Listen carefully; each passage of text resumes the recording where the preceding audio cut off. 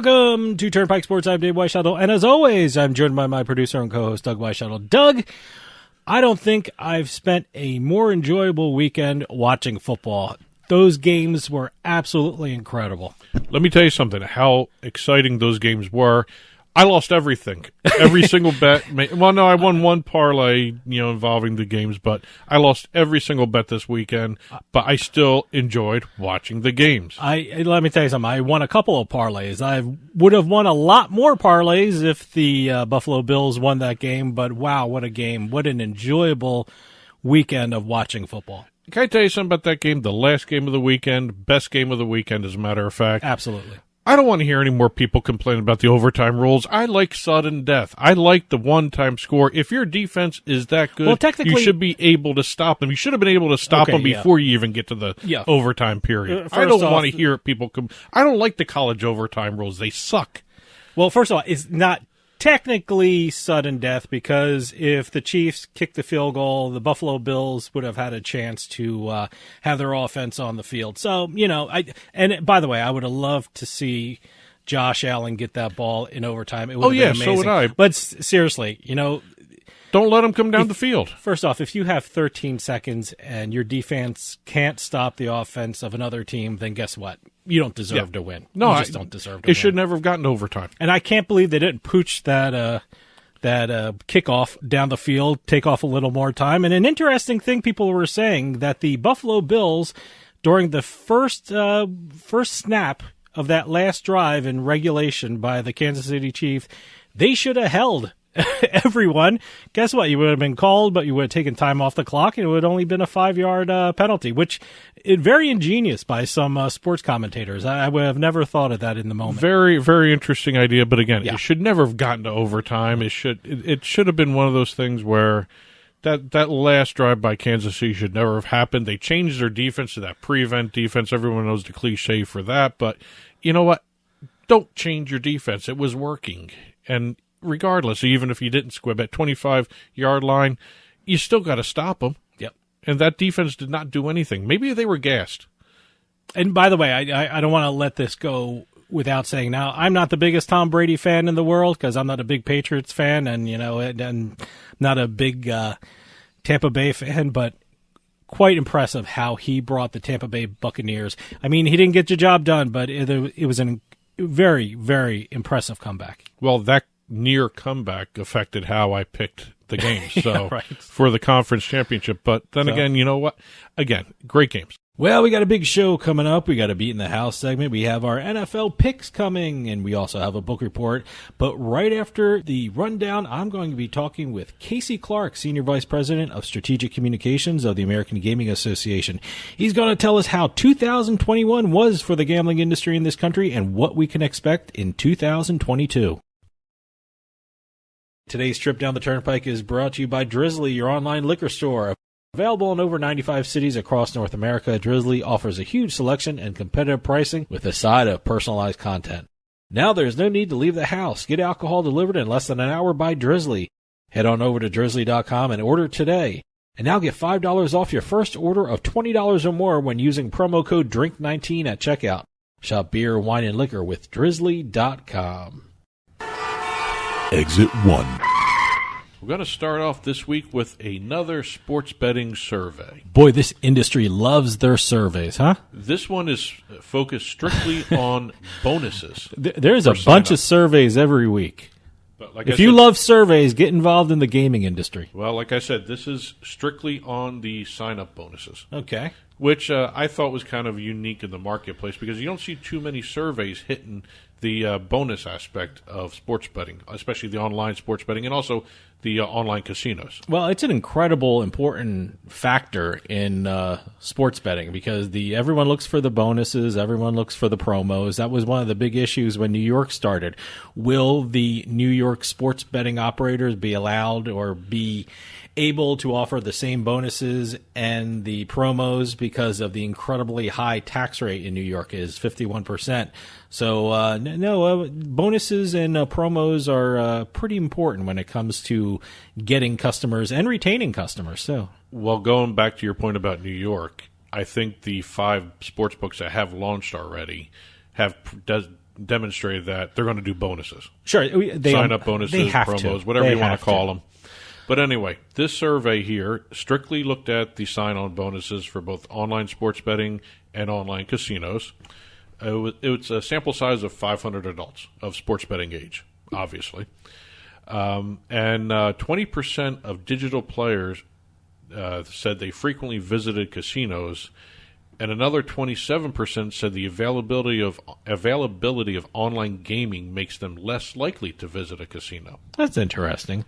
I don't know if that's interesting or that's what we've been seeing since the sports betting industry launched, especially the online industry has launched. The one thing about online casinos and online poker and things like that, what a lot of people don't understand is, the players' clubs are still involved. The comp system is still involved. So you can play online and still get comped when you go to the brick-and-mortar casino. So, those things work hand in hand. Well, again, the members' rewards cards or whatever, the loyalty cards that are attached to these accounts now, when they first started, they weren't part of it. They had to find a way to integrate it into the systems. Well, look, now it is part of it. And then these are, when we're talking about online poker anyway, everyone thinks that these are the same before the Black Friday things. But no, these sites have to be licensed through a brick-and-mortar casino in the state. So these are the casinos. These are the loyalty clubs. These work with the comps and things like that. So,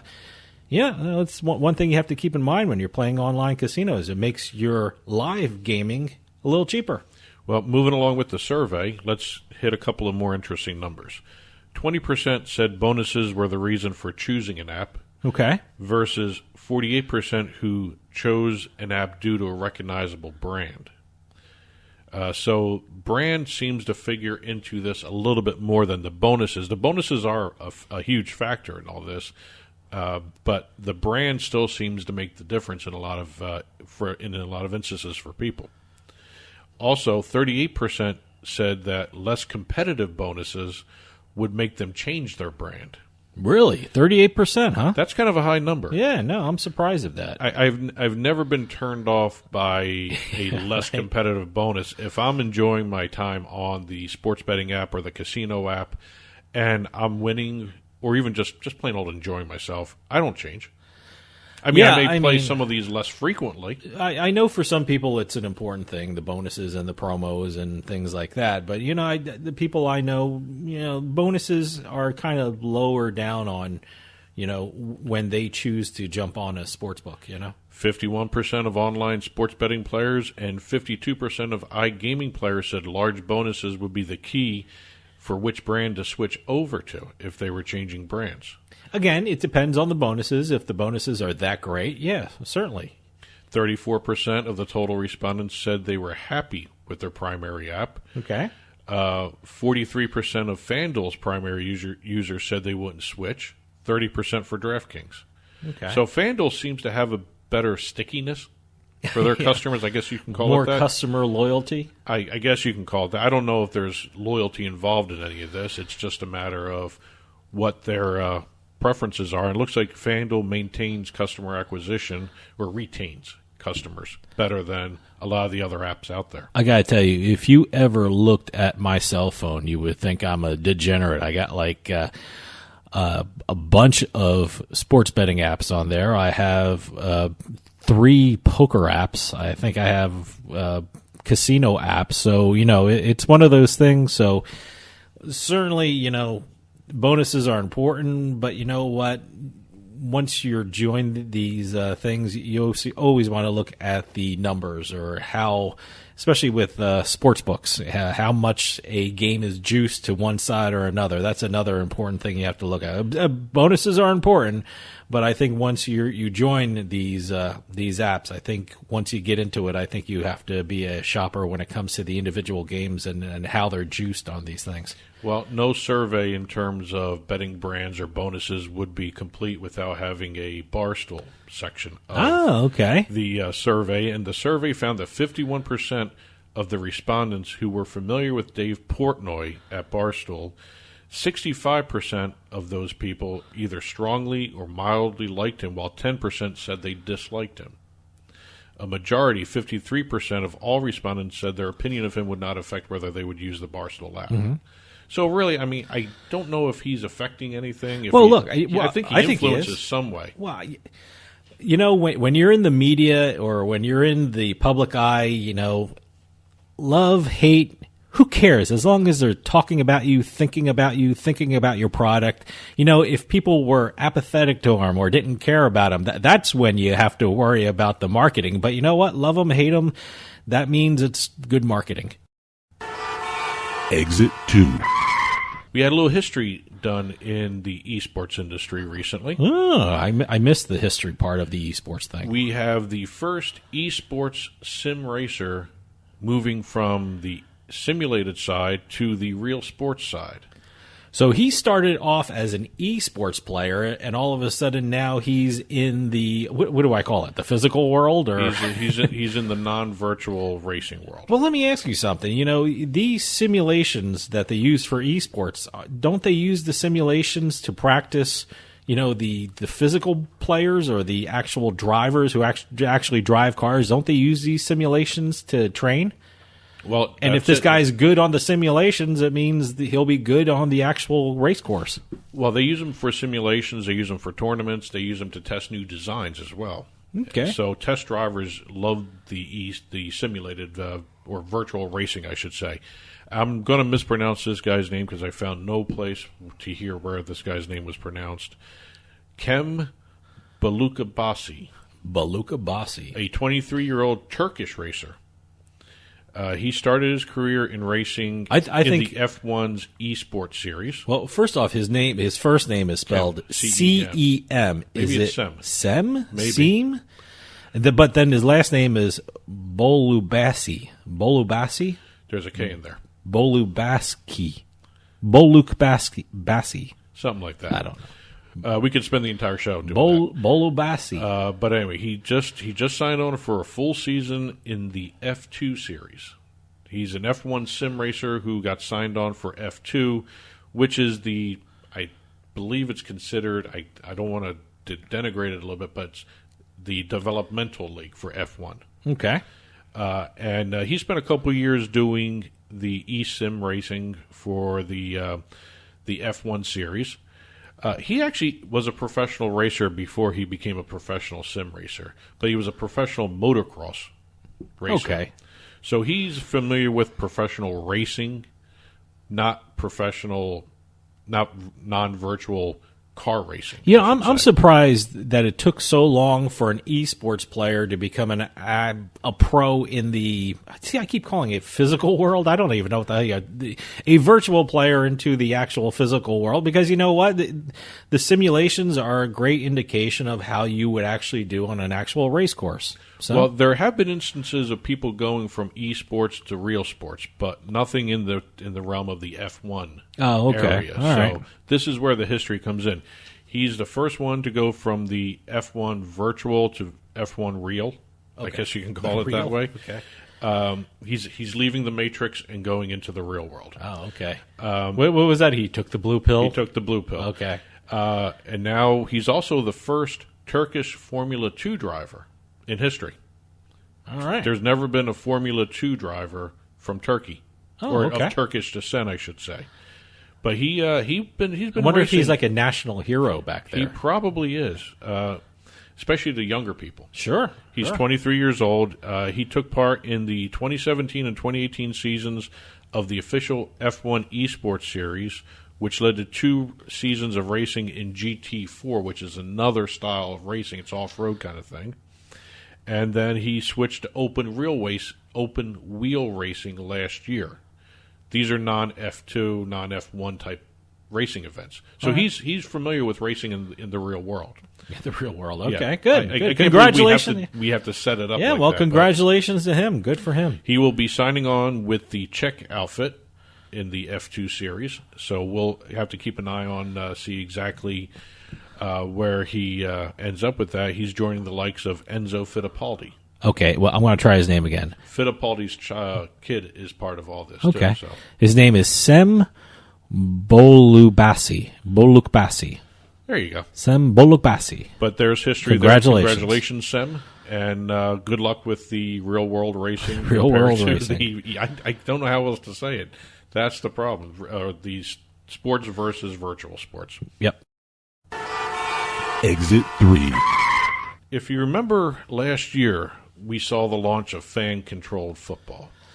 Yes. They had actually a very successful first year. They had 4 teams, and it was where the viewers were able to participate in not only the play calling, but the drafting of the teams, and also even some cases the actual color scheme of the team uniforms, as well as even detailing some of the other aspects of the game. Okay. That was their entire idea of fan-controlled football, where fans actually do control the game itself more so than the players on the field. The players still have to execute. How do they control it? I'm just do they have like a joystick? Do they have a keyboard or do they phone it in? Do they text it in, or how does this work? It's done online. Okay. So it's a computer. Okay. Yeah. All right. And you actually have to register and make sure you're part of whatever team you want to be part of to participate in the draft. No, but it sounds like fun. It's like very fun. different. I actually watched some of it on TV. They actually had it televised on one of the it was either FS1 or ESPN3 or whatever it was. I saw some televised games of this, and it was very interesting to watch. It's a smaller field, and it's a very fast-moving game. It all takes place in one location for an entire season. I was worried about it wouldn't be fast-moving, because don't you have to have everyone's opinion in before everyone play, or it's such a timed thing that you have a certain amount of time to vote on the play. So it moves pretty quick. It moves very quick. Oh, okay. All right, honestly, good. if I didn't know, I was worried about the time element. I have to admit, if I didn't know this was fan-controlled football, where people were calling the plays, not the coaches or the quarterbacks, I wouldn't have known the difference, because it was that seamless. It was very surprisingly seamless. But anyway, they have now begun the preparations for their second season, and the second season started off with a $40 million investment by a few different brands, Animoco Brands and Delphi Digital. Both are venture capital firms that specialize in cryptocurrency. So we're seeing crypto invading not only professional sports, but also sports like fan-controlled football. They're going from 4 teams to 8 teams. Well, it's the wave of the future. And all 4 teams are crypto-branded teams. Okay. They're run by these crypto agencies. Second season is going to begin April 16th. Like I said, 8 teams led by cryptocurrency groups. One of the groups is led by Steve Aoki. Wow, he made the news a lot this week. Yeah, he became brand ambassador for the World Poker Tour. Yes, as well. So he's everywhere.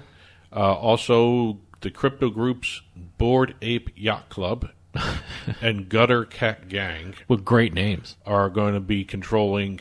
There are 3 of the 4 teams there of the new teams. So I don't know what the fourth one is going to be called or be run by, but they're going to start April 16th, 8 teams, and fans will be able to get a chance to buy an NFC branded non-fungible token. Ah, okay. Can't have an exit now without an NFT involved.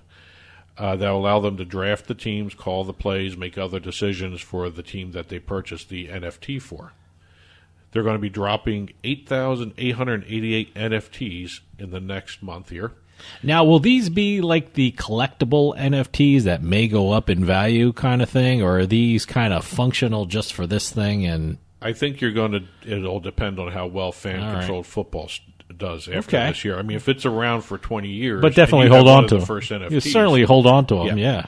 But they're all going to be franchise-related.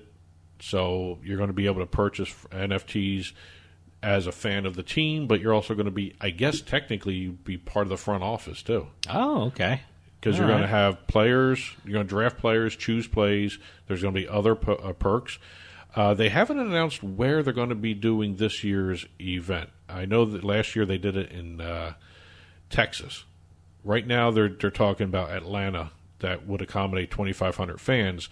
But again, they will not disclose it just yet.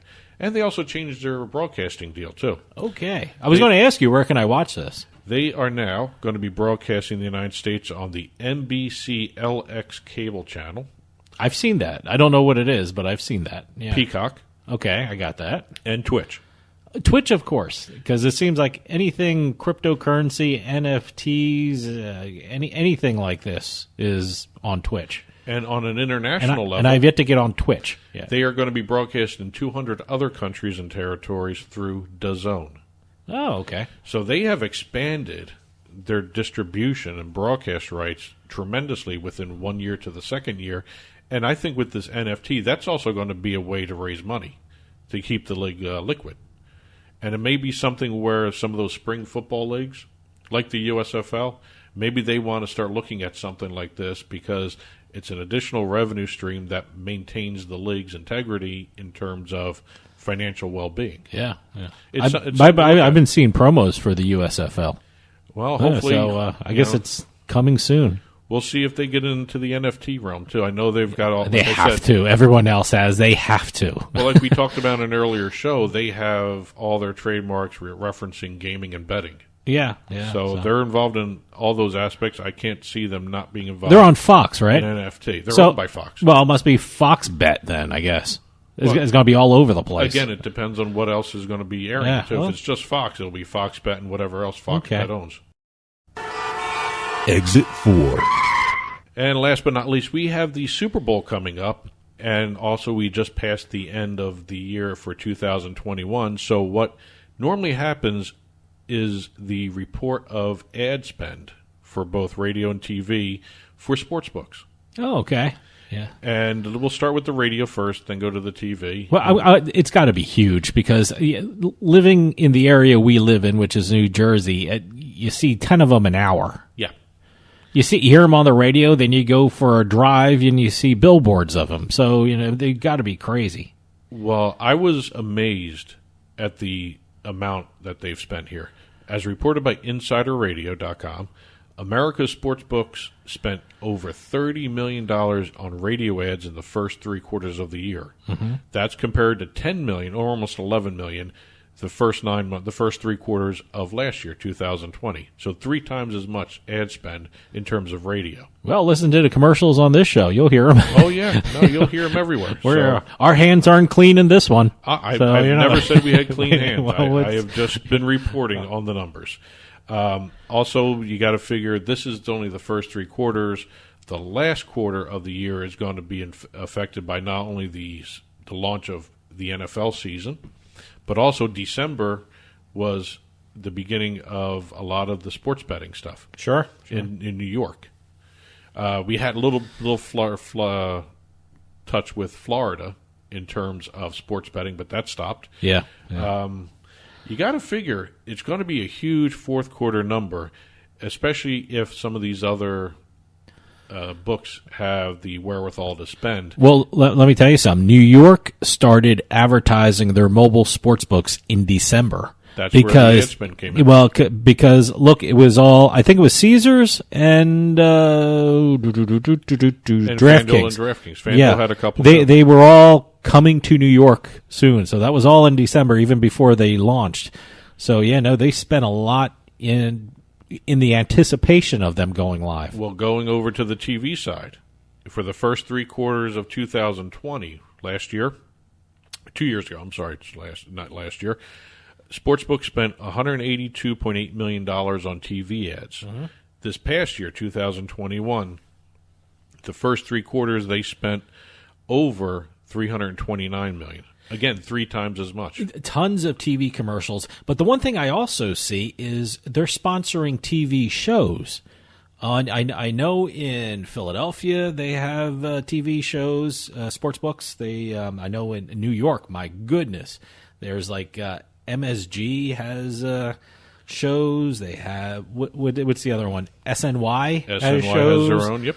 I mean, it's just these half-hour infomercials kind of things. Well, that's all part and parcel of the advertising spend. Sure. Hey, good for them. That's what's figured into these numbers. Hey, I'm having a ball doing it. And according to a couple other research firms, they're all agreeing that the entire sports betting category will be doing over $11 billion in revenue this for 2025. By that time, that's how mature the market's going to be. $11 billion in revenue. Well, we'll also have more states, too. We may have all 50 states by that time. You never know. Who knows? What year, 2020? I don't know about all 50 states.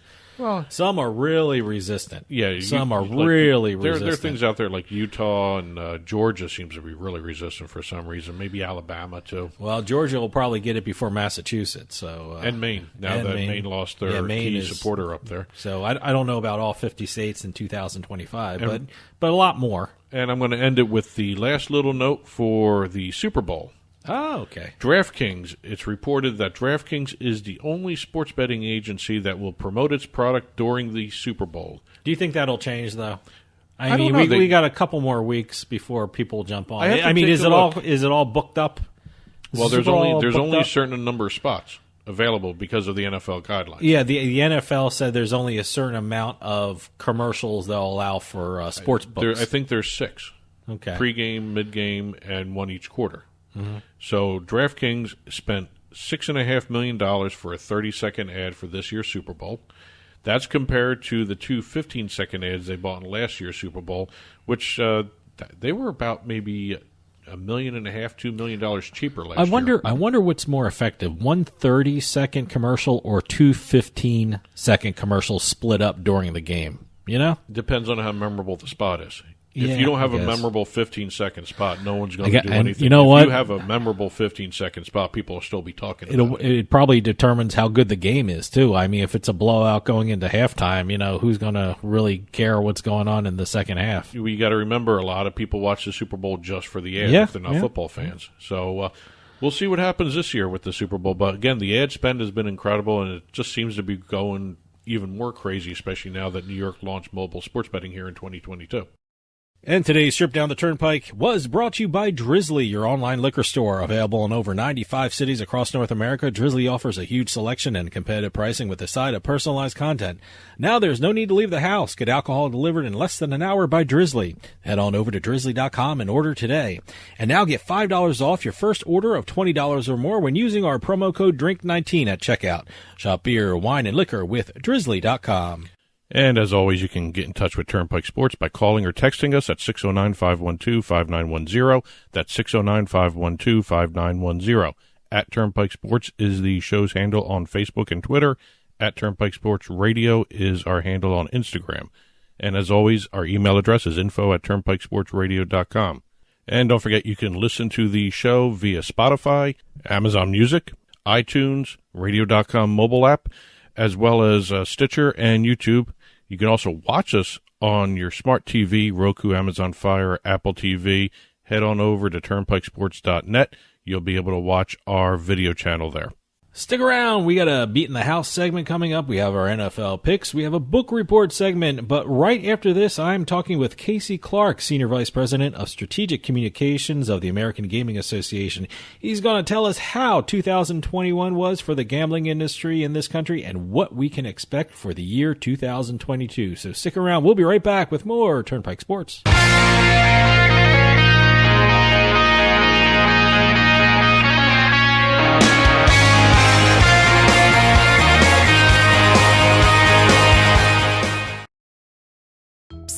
Yeah, you, come here. Haven't you heard? We don't need to hide anymore. Now, we can shop privately for adult products at adamandeve.com. They've got massage oils, lingerie, and lots more we can't mention here. Use offer code SPICE404. They'll give you 50% off almost any one item, 3 free DVDs, free mystery gift, and free shipping. That's 50% off, free shipping, and more. Private shopping starts at adamandeve.com.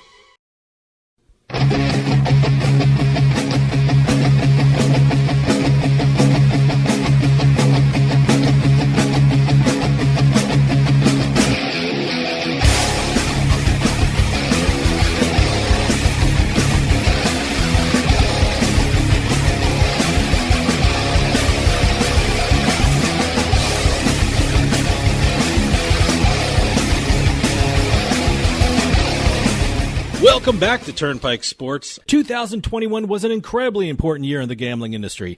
This was the year when the industry began emerging from the pandemic restrictions, which sparked an incredible recovery in the gambling world. A great source of guidance and information for the industry is the American Gaming Association. And to help us make sense of what occurred in 2021 and what we can expect in the coming year, we have Casey Clark, Senior Vice President of Strategic Communications of the American Gaming Association, on the line. Casey, thank you for joining us. Thanks so much for having me, Dave. It's great to be with you. Oh, it's great to have you talk about these numbers. I was telling you off air, boy, what an amazing year 2021 was. You know, when you talk to people in the gambling industry, 2021 was supposed to be the recovery year. But really, not only did the gambling industry recover, but it broke records. I know for the first time in history, the U.S. had a $50 billion year. But overall for the industry, what was 2021 like in terms of revenue? Well, I think it's important to take one step back and look at where we were at the end of 2020, where, we were still reeling from the devastating closures across the entire industry, across the whole country. People were a little uncertain going into 21 what that might look like. And so you're right. We had an absolutely outstanding year in 2021, record-breaking across the board, over $50 billion in gaming revenue. But I think some of the context around in January and February of 21, we were still dealing with capacity restrictions and some closures and some things. So considering where we've come in such a short amount of time, really over 10 months of a full gaming year, pretty remarkable turnaround. So when we look at these numbers, what are we seeing when we look at the individual states? Was it across the board, all the states did well, or did the big gambling states like Nevada, New Jersey, Pennsylvania, did they bring up the national revenue figure with their numbers? I think that's what makes this a little bit more impressive than just on its face. 50 billion is a huge number, obviously, but I think if you look at how evenly the states recovered, it's pretty remarkable. We've got every state, 10 out of the 26 states have already surpassed full gaming revenue records through November. We don't have all the December numbers in yet. And so if you look at, we outpaced a full year over the course of 11 months. And again, that doesn't even consider the capacity restrictions and other things that hindered growth in the first 2 months of the year. But then, of course, the destination markets and some of the larger markets like Nevada, 9 straight months of billion-dollar gaming revenues. New Jersey passed $1 billion in sports betting and has had subsequent sports betting or billion-dollar months for sports throughout the last quarter of 21. And Pennsylvania broke gaming records. So, I think big markets continued to perform very well, but so did a lot of the other states. Now, as you said, certainly in 2020, casinos saw a lot of closures because of the pandemic. And in 2021, the casinos had a lot less restrictions on them.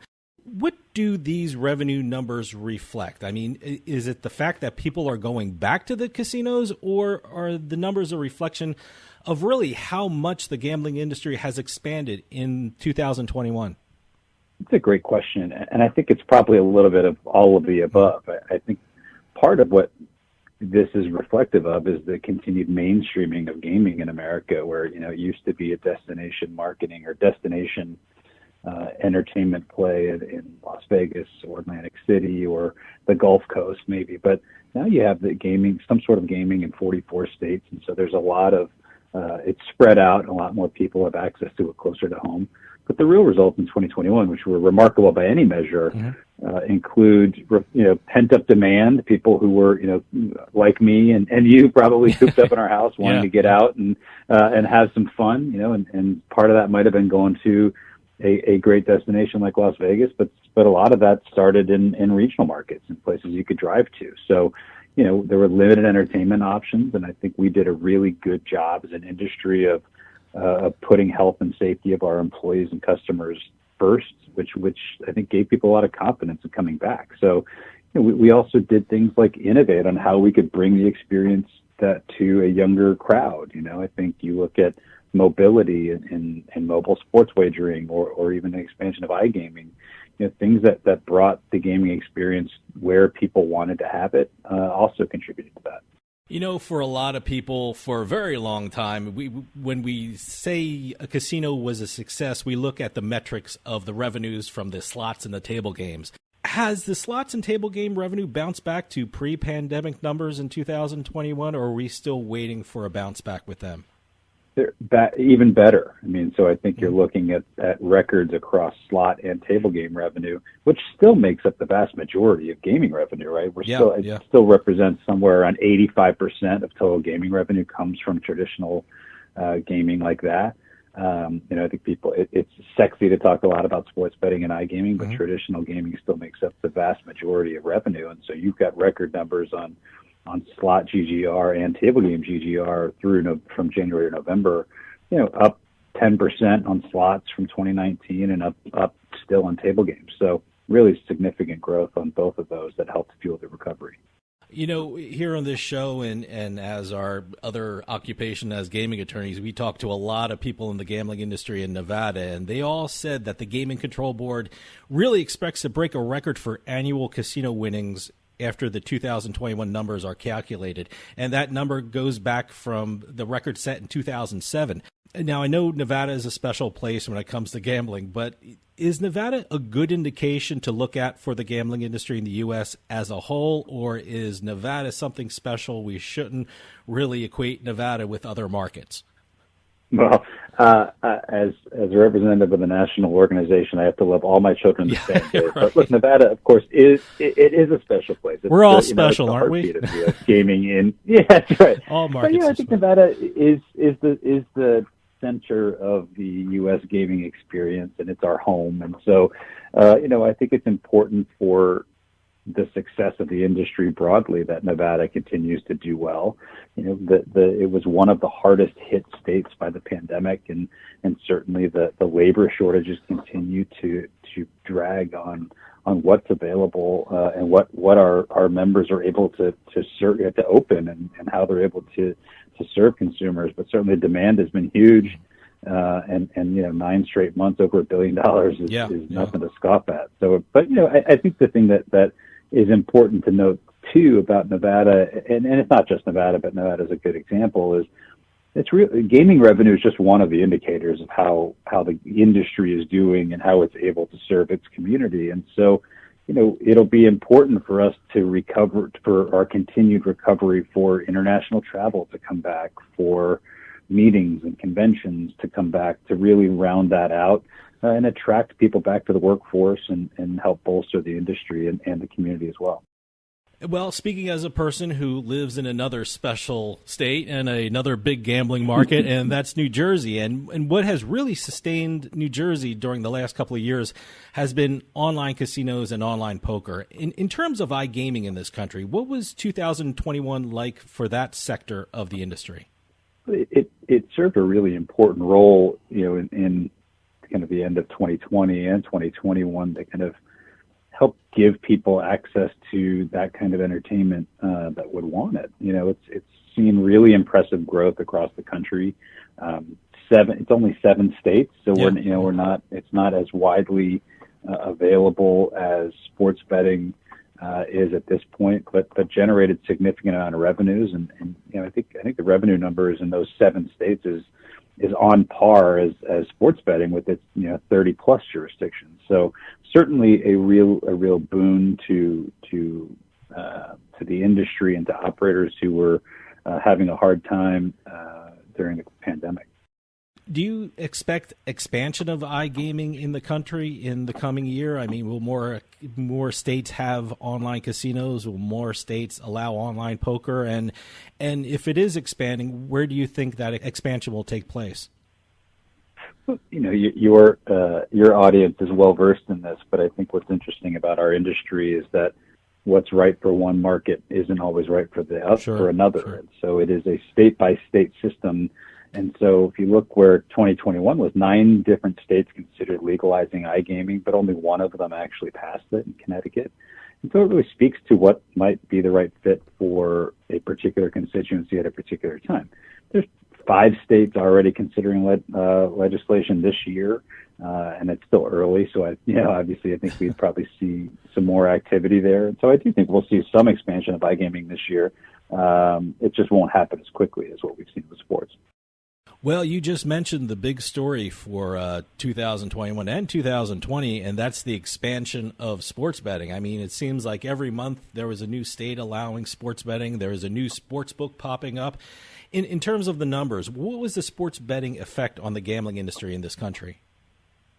Well, we've always talked about sports betting as an opportunity to get Americans into the oversight of the regulated market. You know, Americans have been betting on sports for a really long time, and all that the invalidation of PASPA did was enable states to start to benefit from it and really enable consumers to benefit from the protections that only exist in those markets. So last year, 44 million more American adults gained access to legal sports betting in their home market.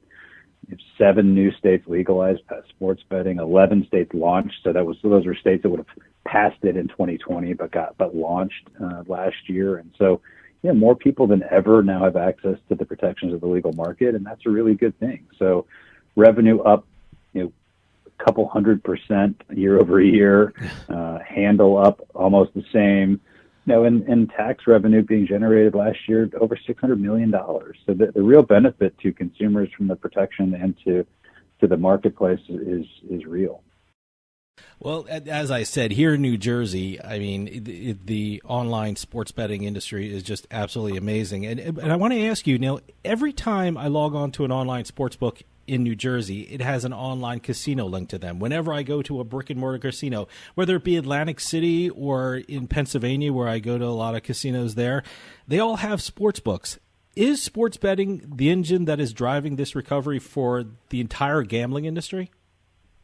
Well, I think it gets to something we talked about a little bit earlier, that sports betting has contributed to kind of the mainstreaming of the casino gaming industry in the U.S. We used to be an industry that was people turn their nose up to, but I think that as people see what actually happens when we open a property in your community and the contributions we make to the economy and the support we provide to small businesses or the other things that we do, I think sports betting, is just another example of that. But look, sports betting and mobile sports betting, which has gotten a lot of attention, is certainly popular in 2021, but also, we can't overlook the role that brick and mortar that has. It's still the driver and generates the vast majority of revenue. So, our hope is as an innovative industry is that we continue to provide for customers, meet customers where they are and provide a form of entertainment that makes sense for them. And that goes to all aspects of what we're trying to do. It's not just about enabling sports bettors to have access to the legal market, but in some places it might be iGaming. In some places it's things like bringing payment choice to the casino floor. Yeah. You pay with your credit card when you check into the hotel and you buy your drinks at the bar with a credit card, and then you go to the gaming floor and it's all cash. And so, I think there's a lot of things that happen with the modernization of our industry, and conveniently for us, it's something we've always been really good at is innovating to meet customers, to meet customer demand and be ahead of it, really. Now, you mentioned mobile sports betting, and one of the biggest sports betting stories in this brand new year was the launch of mobile sports betting in New York. It's such a big market. What do you think this launch means for the entire sports betting industry in this country? Well, I mean, it's the elephant in the room, right? Yeah, we have to talk about it. It's the biggest growth of the legal market since PASPA. 15 million New Yorkers accessing this. I mean, it's gigantic, and that was, we saw major returns early in their first weekend, and the really great technology from GeoComply that shows how much interest is happening across the market is really significant. It's incredible, yeah. And signups are huge, and that was only with just over half of the operators getting active, and so I think we'll continue to see that grow. And I think that as we look at how do we get this right, we've got to figure out creating a competitive marketplace for operators to thrive and to really compete effectively with the illegal market that don't have to face things like high tax rates or investments in responsible gaming or all the things that have made the industry successful to date. Are things that only happen in the legal market. And so we want to make sure that every operator that's operating legally and the licensed operators have at least a level playing field to what we're up against with the illegal market.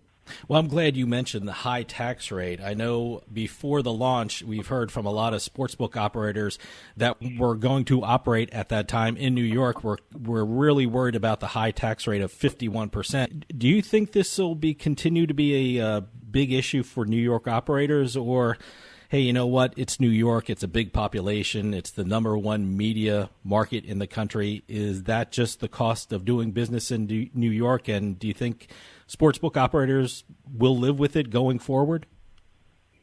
Well, I don't. I mean, I think that there's still room, and you've already heard that from the legislature, that there could be room once this is in practice to reevaluate that, to make this a better and more viable option for operators in the state who are giving New Yorkers access to a product they clearly want. And so I think that there's always opportunities to create a better framework to enable operators to thrive. And I think the challenge with a tax rate pegged that high, obviously the highest in the country, is that it will limit what operators can do on the bonus side, or on the, how we entice people to abandon their offshore book and come into the legal market. And so we should all be working towards the same goal of getting rid of the illegal marketplace, whether those are traditional corner bookies or offshore websites, and we have to give legal and regulated and licensed operators a level playing field.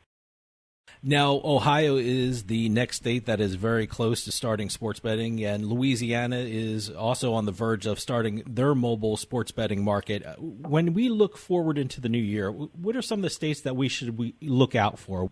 What do you expect will be the new states coming into the sports betting market in the new year? Yeah, I'll tell you, as a native Ohioan, I would have taken the under on when they would have legalized. But predicting who goes when in this market has been is a hard bet to make. So look, I think Ohio coming online will be big. They're clearly a well-established and well-run gaming state. There's things that need to be worked out there. So I think you'll see Ohio being big. Maryland launching mobile will be significant. I think you'll see Nebraska coming online for retail, and there's considerations for Louisiana mobile. So, there's a lot of things that are kind of that were either passed last year but will get active or kind of on the precipice.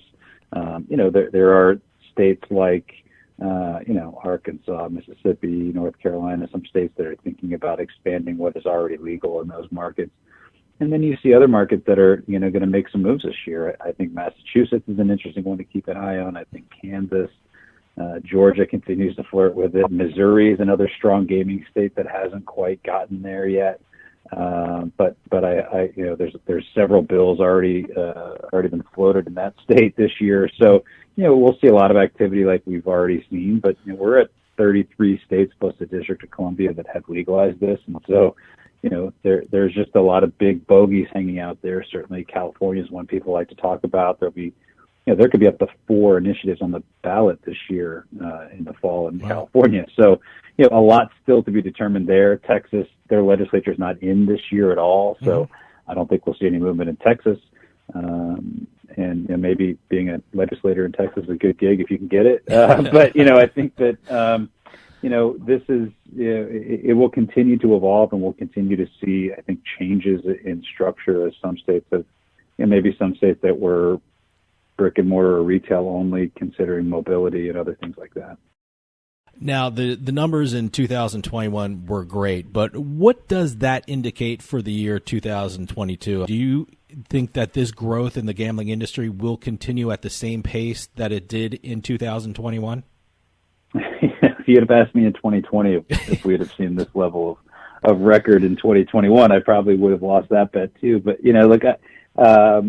it's been remarkable what we saw in 2021, a rebound, and I think the appetite for consumers to engage has been significant. And certainly the AGA and industry leaders are bullish about continued growth here. We've done some research work of CEOs from our member companies, and they're expecting better or at least sustained growth into 2022, and a pretty small percentage I think it's not going to continue. So, I don't think this pace of record growth could continue forever, but I do feel strongly that we're going to continue to see some growth, and all of that's dependent on the things we've already talked about. Regulatory flexibility, a continued focus on responsibility and responsible gaming, and our ongoing effort to stamp out the illegal market. That's not just sports betting focused. That's gray market machines that are popping up, and other things that we need help from our friends in the federal government and law enforcement to crack down on. So, I think that the goal here for continued growth, as we talked a little bit about earlier, is to continue to wrap our arms around the pandemic and hopefully open international travel to bring people back and get meetings and conventions to be much more significant, and so that we can get everybody back to work and everything reopened and active and available for everybody who wants it. You mentioned betting responsibly. It's such a big issue in the gambling industry, and the American Gaming Association has been really great in promoting responsible betting and responsible gambling. And we always talk about it on this show, but I want to remind people of the AGA's Have a Game Plan, Bet Responsibly campaign. Can you remind people what that is and who's really involved with that campaign? Yeah, we really appreciate all your work on that effort, too. I mean, it's fundamental to who the gaming industry has been for a long time, and it's really enabled our growth over a long period of time that we've been focused on it. We spend hundreds of millions of dollars a year training our employees, educating consumers, and funding problem gambling resources. But what was important to us as sports betting continued to grow was, how do we make sure that our new partners in this business really understand and appreciate and engage in that level of responsibility too? So we work really closely with leagues and teams and media companies and others across the entire sports betting ecosystem to educate consumers about what this really is. Our research early on indicated that everyone doesn't know what's legal and where. They thought the Supreme Court ruling just meant that they could it flipped a switch and all of a sudden they could bet. And so we're really focused on making sure that sports fans and consumers of all stripes understand kind of what this opportunity is, where it isn't, how they can bet the right way, things like limit setting on time and budget, betting with your friends and continuing to treat this as a form of entertainment and nothing more, and playing importantly with legal, trusted operators. And so we put together a bunch of resources. They're available at haveagamePlan.org that talk to all of those things. We now have over 20 partners, everybody from, we've got the traditional operators like BetMGM and DraftKings and FanDuel, to Madison Square Garden and NASCAR and the NHL and PGA Tour and the Jets and Rangers. And, we just announced our partnership with Penn National and Barstool last week, and there's a lot more coming. So I think the more people we get involved and focused on this, the more effective we could be, and certainly we've seen a lot of receptivity to that. What role does the media have when it comes to responsible gambling? I live in New Jersey. Maybe I'm just in a weird spot of the country, but for television and radio commercials, I get them from New Jersey, New York, and Pennsylvania, and it's really nonstop gambling ads. I go out for a drive. I see the billboards on the Turnpike, and it's absolutely incredible. And I'm not excluding myself from this, because when we go to a break, that's me reading those ads for the sportsbook. So yeah. I'm just curious, what role should the media have in promoting responsible gambling? Well, you called New Jersey weird, not me. Okay, I'll take the heat for that one. I live in another market. I live in another market that people could describe with some colorful language in D.C. And I see a lot of these ads too. I'm getting Virginia content, I'm getting D.C. content, and West Virginia content, and now soon I'm sure Maryland will be trickling in too. So I think it is a lot in terms of what we're seeing on advertising and marketing, but I think there's important things to note about. One, this is a new category, and so I think people are seeing it for the first time, and it's a little bit different. Two, I don't think you're seeing anything that is, if you compare it nationally to where things like alcohol advertising or fast food or insurance or other categories of advertising, I don't think it's out of line. But I also think it's important to remember that advertising is a really strong tool to bring people out of the illegal market and into the legal one. And so, these are things that are being done to acquire customers, and that activity is helping to dry up the illegal market, and that's really important. But I think everyone has a role to play in this business, and the media is not free of responsibility in that capacity too. We at the AGA set, not only do we have to have a game plan campaign that we just talked about, but we created this responsible marketing code for sports wagering that all of the operators that are members of our association adhere to. It's now codified in gaming regulation in Arizona. We think we'll see more of that. I think we'll see media companies start to adopt this as they think through kind of what standards should be in place. And it does things like make sure we're not targeting underage audiences, that we're placing content in the right venues, that we're branding things appropriately and avoiding things that shouldn't be aligned with sports betting activations or other things like that. So, I think the media can do a lot of things and a lot of good in terms of bringing attention to the code, bringing attention to the resources that are available, not just, certainly problem gambling resources for those who might need them, but also educational resources for a casual sports fan who might now be seeing these things for the first time and trying to understand what it might be. One of the things that we talk about with the press and spend a lot of our time doing at the AGA is calling reporters and talking to them about why they're citing illegal odds.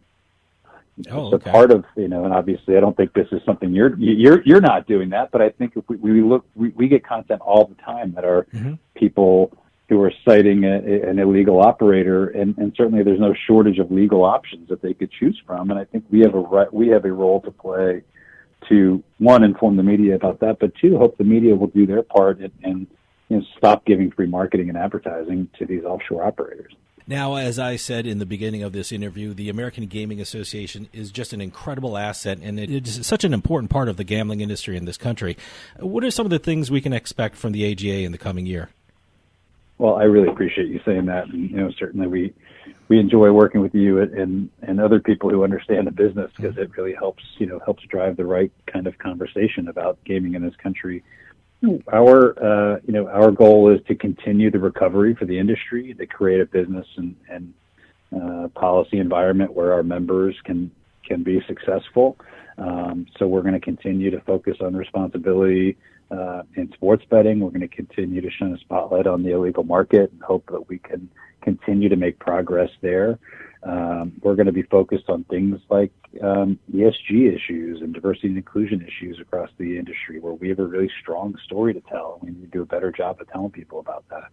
And then we'll continue our focus on creating good policy environments and good relationships with influencers, whether it's Capitol Hill or in state capitals who are affecting the industry. So, it sounds a little bit like business as usual, but that business as usual is a pretty hefty agenda. And so we're ready for the challenge and excited for the opportunity, and certainly our hope is to continue to build on the great year we had last year. Casey, we're running out of time, but can you give out your website or a social media address for the American Gaming Association so people can go there and check it out and follow everything that the AGA is doing? Yeah, absolutely. We'd love to have anybody reach out to us. They have questions. You can get more information at americangaming.org. We have more information on our sports betting public service campaign at haveagameplan.org, or you can see us on Twitter at American Gaming. So please check us out. We have new data that comes out all the time that I think is really interesting and informational for people who are interested in the business. So check us out. Casey Clark, Senior Vice President of Strategic Communications of the American Gaming Association, thank you so much for coming on and giving us a report on the state of the gambling industry in this country. The guidance and information the AGA provides is crucial for a strong gaming industry, so thank you so much for coming on and telling us what's going on in the gambling world. Had a great time. Thanks so much for having me. Stick around. We'll be right back with more Turnpike Sports. 1,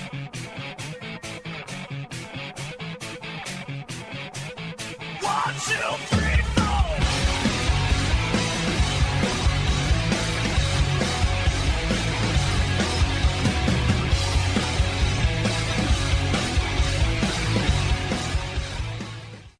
We'll get back to the show in a few moments, but I just wanted to take some time and tell everyone about Bean Genius, the smart specialty coffee subscription service. Bean Genius sells freshly roasted coffee from some of the best independent coffee roasters in the country. They feature over 2,000 specialty coffee blends, all at your fingertips at beangenius.com. Here's how it works. Head on over to beangenius.com and take their palate profiler test to find out what coffee best fits your taste. Then select from a variety of subscription plans. Every subscription comes with free shipping, and delivery can even be scheduled for once or twice each month. And based upon your review of each coffee blend you try, Bean Genius actually learns your individual taste preferences and then suggests future coffee blends for you. And now you can get 10% off your Bean Genius subscription when you use our promo code PIKE at checkout. Bean Genius offers a variety of subscription plans to suit any coffee lover's needs. Subscribe with Bean Genius today and start enjoying some of the best tasting coffee around. And save 10% off your coffee plan with promo code PIKE.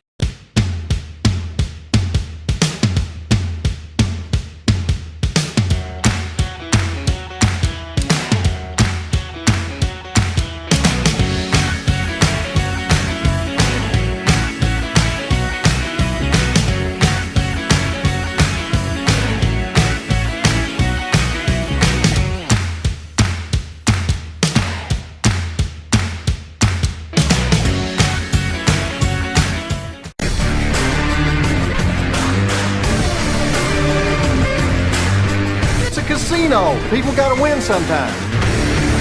Now, if you'll excuse me, I have a giant, colorful check to deposit.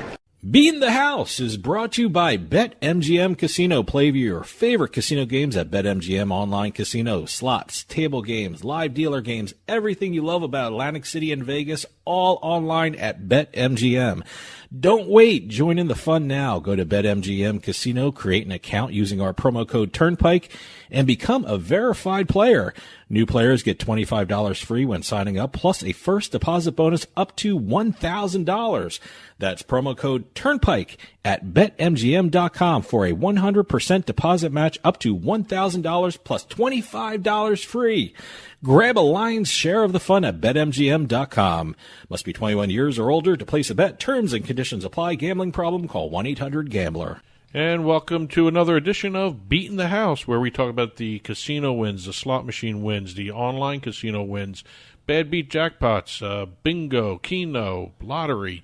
You name it, we'll talk about it. If it's a big win, we'll hit it in this segment. Have we had keno in a long time? We had a couple keno, but not in the last 2-3 weeks. Maybe maybe a month. But we've had keno in the past. Okay. Right now we're going to start off in Florida. We've actually had several weeks worth of jackpots announced in Florida. The last maybe 3 or 4 episodes of this, we've actually had a lot of Florida jackpots here, and we're going to be in the Seminole Casino Hotel Immokalee, Florida. Immokalee. Well, I got to tell you, that looks really, you gave me the production notes, and boy, that word really looks odd when it's spelled out. You ever see your name spelled out? That's what the feeling I'm getting. You ever see Weischadle spelled out? It's a weird name. So is, Immokalee. It's an interesting thing to see it spelled out. I never even gave it a second thought, but thank you for putting that one into my head. Immokalee. Well, according to the Seminole Casino Hotel Immokalee, a lucky Floridian started the new year off with a massive jackpot win of more than $847,000. Oh. They hit the jackpot, and it was a Seminole Wild Card member. That's their loyalty member. That's their loyalty card thing? Yes. Okay. They hit the jackpot playing the 88 Fortunes slot machine. I played that. I played that a couple weeks ago. You did? I did. thought you did Dancing Drums. No, I did 88 Fortunes. So, too, How on is another thing. How is that different? It doesn't have drums. Okay. It might have drums, but I didn't get to them. I just realized how dumb a question that was. Yeah. No, anyway. but I think it's from the same company. Well, it seems to pay out just like the other ones. Yeah. So maybe it is. But again, this was just a quick little press release. Really nothing more than that much information from the casino in Immokalee, Florida. Mm-hmm. Also, they threw out this number. In 2021, the Seminole Casino Hotel paid out more than $200 million in jackpots. Mm-hmm. I think we had one for the Seminole one from Tampa, which had something like $1.2 billion or something like that in terms of jackpots in the year.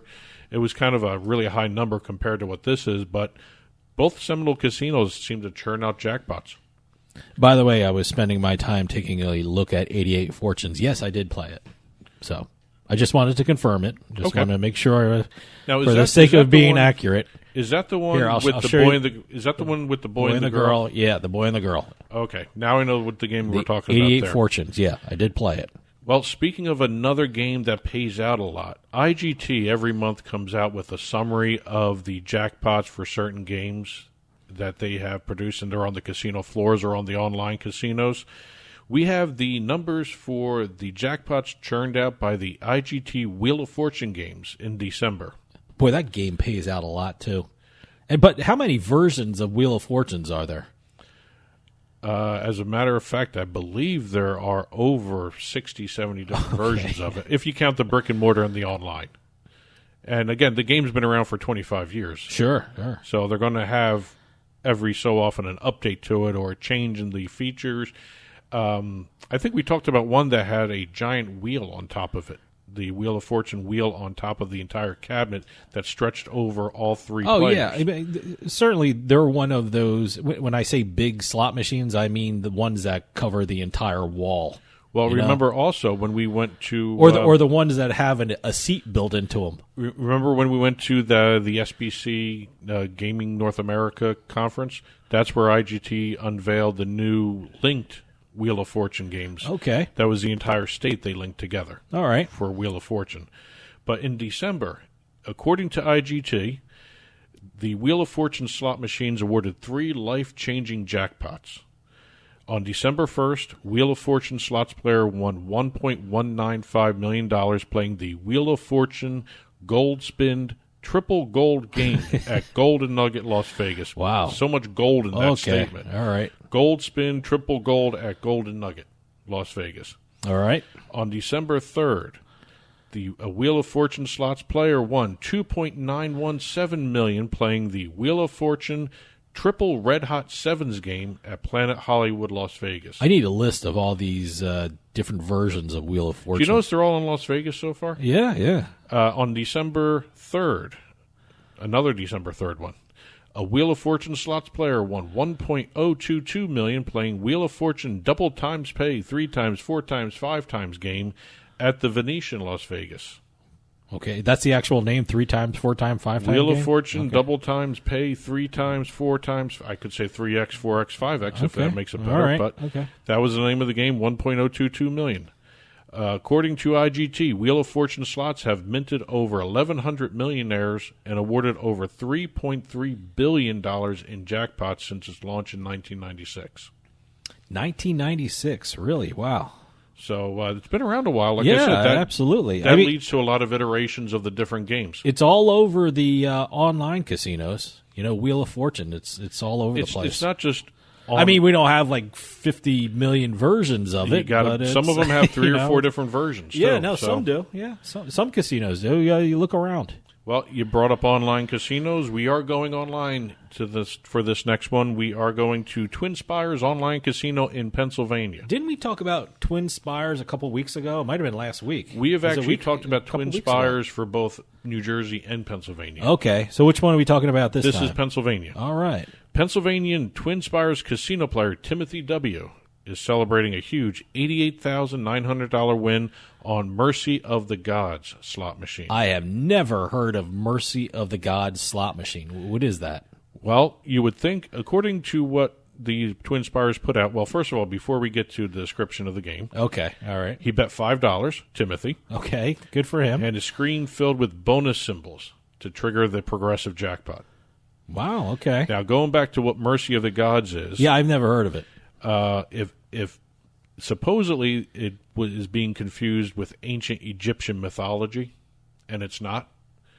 It's basically you're following an archaeologist uncovering a pyramid that has nothing to do with the gods. It's just you're doing buried treasure. It's a treasure hunt. Let me ask you something.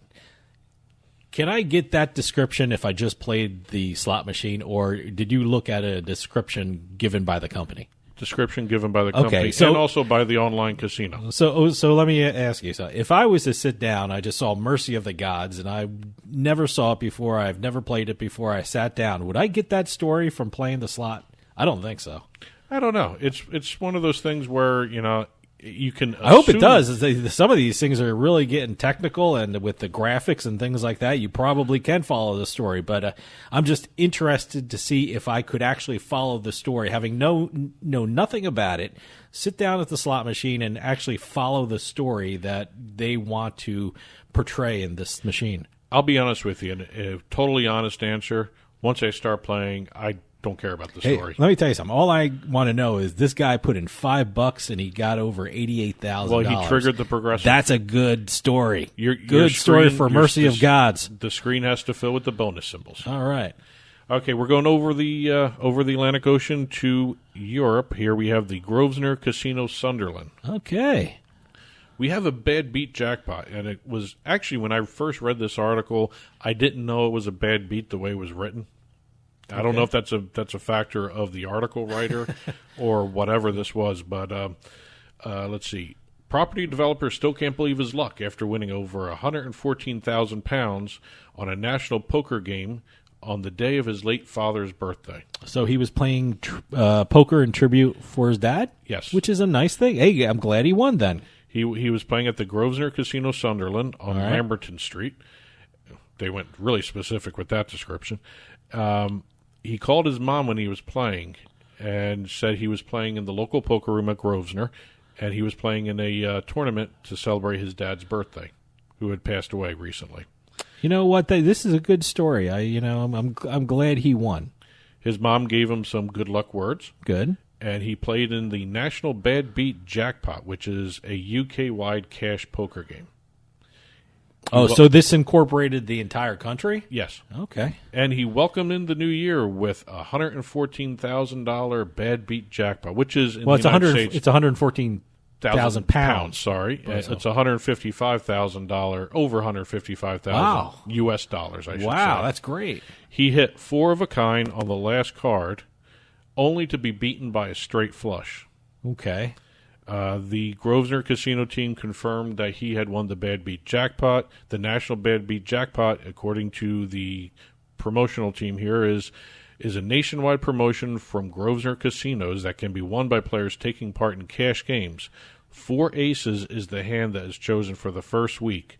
And should a player get that hand but be beaten by a better hand, the jackpot is hit. Wow. So he drew 4 aces. Wow. Okay, good for him. That's a great memorial win right there for his father, late father. That must be, speaking of a bad beat jackpot, that must be you go through the range of emotion. You got 4 aces, this is great, and then you place them on the table, and guess what? You lose, and you're down in the dumps, and then you find out you win the bad beat jackpot. It's like, what a roller coaster. And I'm glad he won when he was playing in honor for his dad, and that's a great story. Well, we're going to continue with our journey through jackpot land here, and we're going to go back over into America, going back to Pennsylvania. Well, it's 2 Pennsylvania stories this week, huh? This is the Pennsylvania Lottery. All right. Mike Luciano admitted that he is addicted to winning jackpots after claiming his 4th top prize. Yes, 4th top prize from the Pennsylvania State Lottery and scratch cards since 1999. Wow. His total winnings from the Pennsylvania Lottery, $4.6 million. I'd be happy just to win one. He won his first million. Boy, I can't believe I just said that phrase. He won his first million in 1999. Okay. He won $4.6 million. No, that is no. total. I'm sorry. Hang on. I'm getting these lines here. He won his first $100,000 in 1999. Won $500,000 from the Pennsylvania Lottery last year. Scooped up another $3 million back in 2016. Oh wow! Again, this is another horribly written news article here that I'm looking at here, taking these notes from. But again, he won $4.6 million total, 4 top prizes. It's a combination of scratch-offs and draws.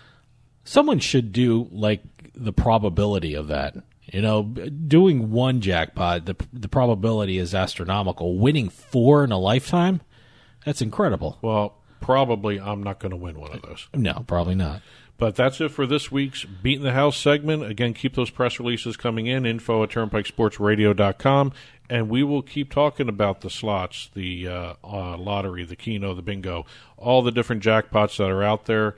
Again, keep them coming in, and we'll keep reporting on them. Our NFL picks are next, so stick around. We'll be right back with more Turnpike Sports.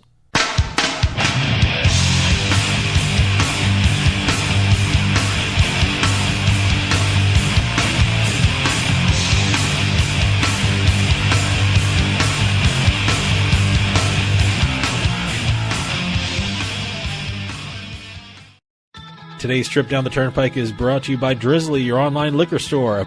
Available in over 95 cities across North America, Drizzly offers a huge selection and competitive pricing with a side of personalized content. Now there's no need to leave the house. Get alcohol delivered in less than an hour by Drizzly. Head on over to drizzly.com and order today. And now get $5 off your first order of $20 or more when using promo code DRINK19 at checkout. Shop beer, wine, and liquor with drizzly.com.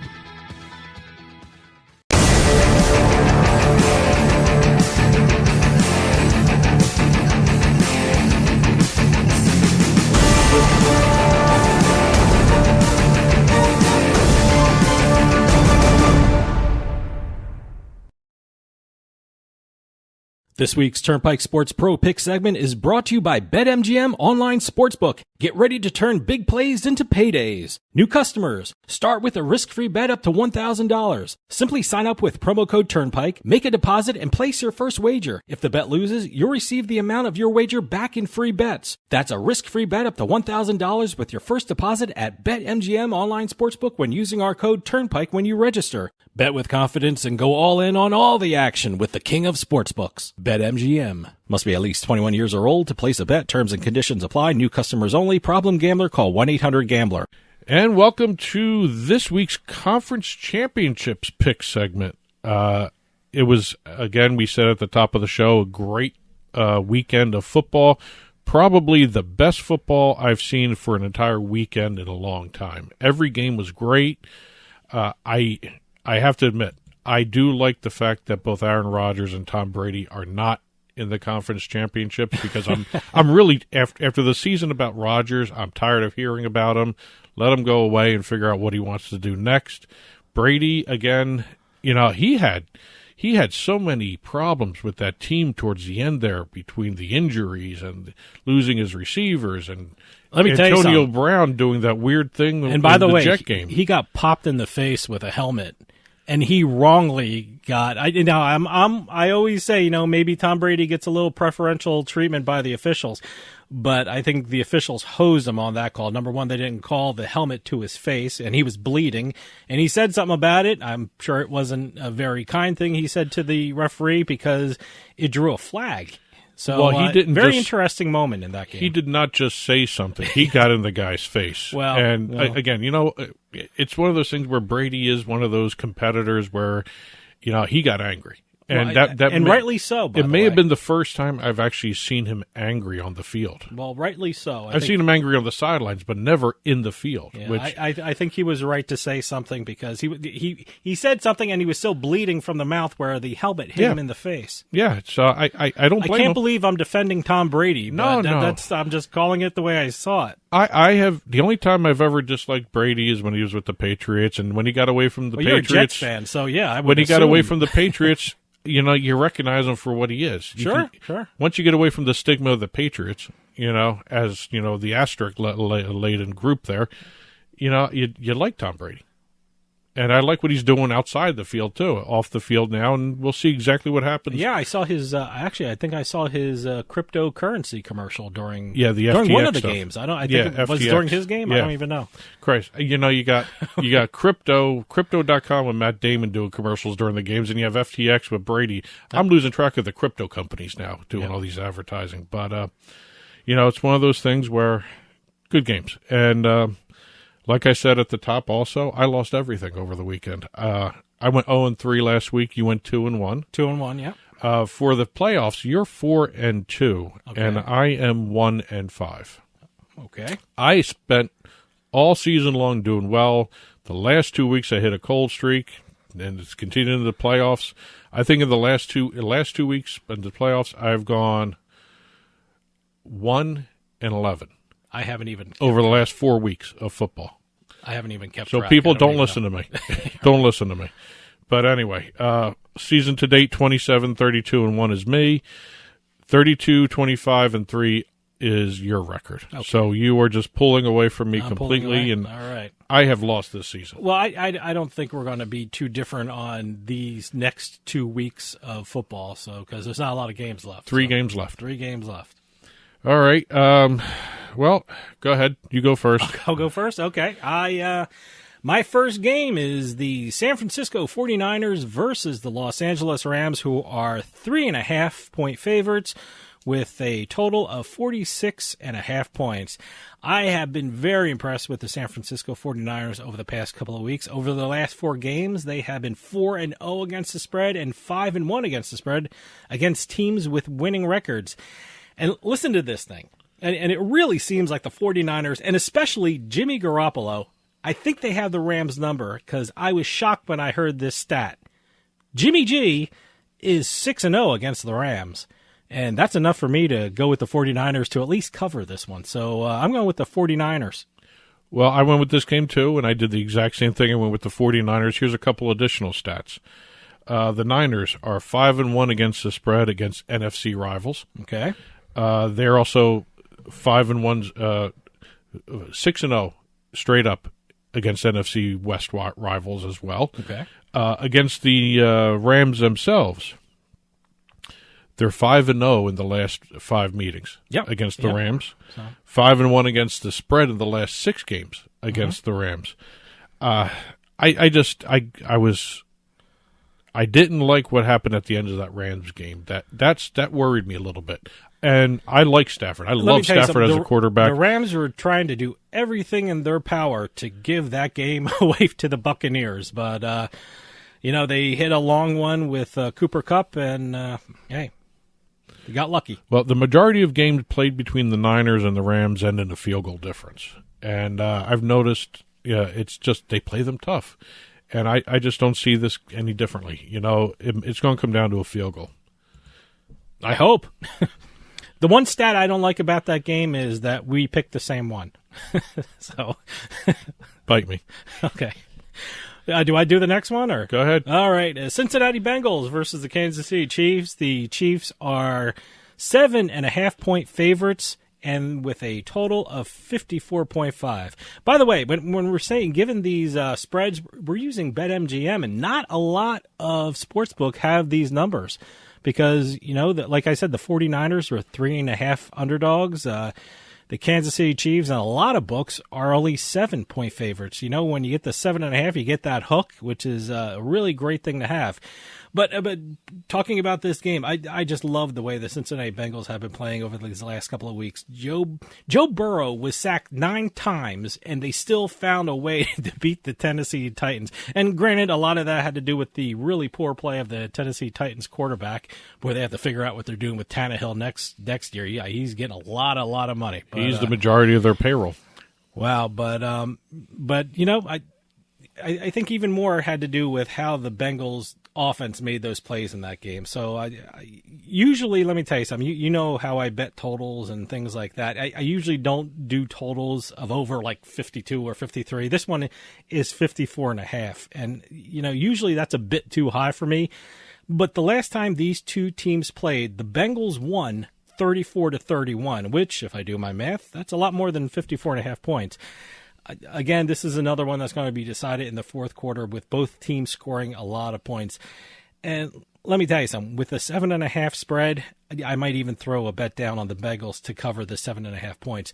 But this time, I'm putting some money down on the total. So for this show, I'm taking the over in this one. Well, I did this game as well, obviously.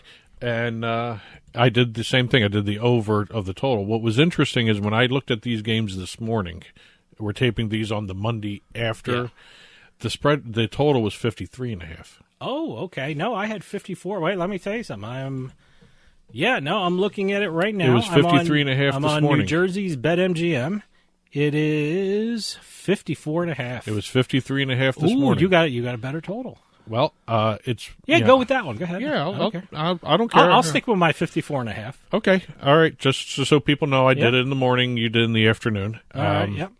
It was. I have over 53.5. Given what happened just last night with the divisional round with Kansas City, not only did they score a lot, but they allowed a lot of points too. And they lost Tyrann Mathieu. He's in the concussion protocols. He's probably not going to be available for the conference championship game. I was thinking he probably would be. They're saying he's not going to be available. Really? Yeah. They're saying that? Yeah. Okay. That could change. But again, they have a very thin secondary anyway. And the way Jamar Chase is, the way even Joe Mixon out of the backfield catching passes, I love the receiving core of the Cincinnati Bengals. They are just as talented as the Kansas City offensive set there that they have, and I just think I don't know if the pass rush for the Bengals is going to be able to get to Mahomes, because he's getting that ball out very quickly. Yeah, that's absolutely what I noticed. The defense for the Bills could not get to him. Mm-hmm. And I think that's going to be a factor in this game as well. Plus, also, I don't know what the weather's going to be like either in Arrowhead for that game. That's going to play a lot into this as well. But I'm going to take a chance and go with the over 53.5 that I got that morning. Okay. Well, what I'm doing right now is I'm locking in my bets. So what I just said, I'm doing. So let's recap. We both did the 49ers plus 3.5, and we both went with the over in the Bengals Kansas City Chiefs game. You had a total of 54.5. Yep. I had a total of 53.5. So we'll see. I don't see that's much of a difference with these two offenses. So we'll see what happens. Picks will be up after the show publishes. Good luck, everybody. Head on over to TurnpikeSportsRadio.com. Click on the blog button. You'll see the picks there. And also we'll put them up on Turnpike Sports, Turnpike Bets. Also Turnpike Sports Radio on Instagram, and Turnpike Sports on Facebook as well. The book report is next, so stick around. We'll be right back with more Turnpike Sports.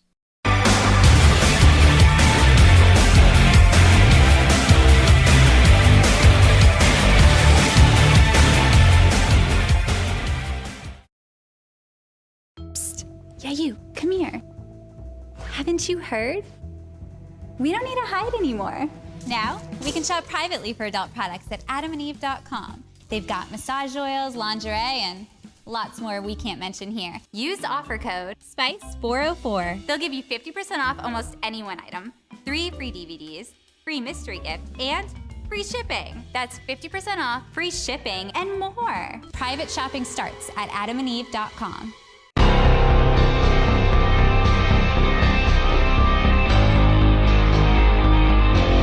Turnpike Sports Book Report.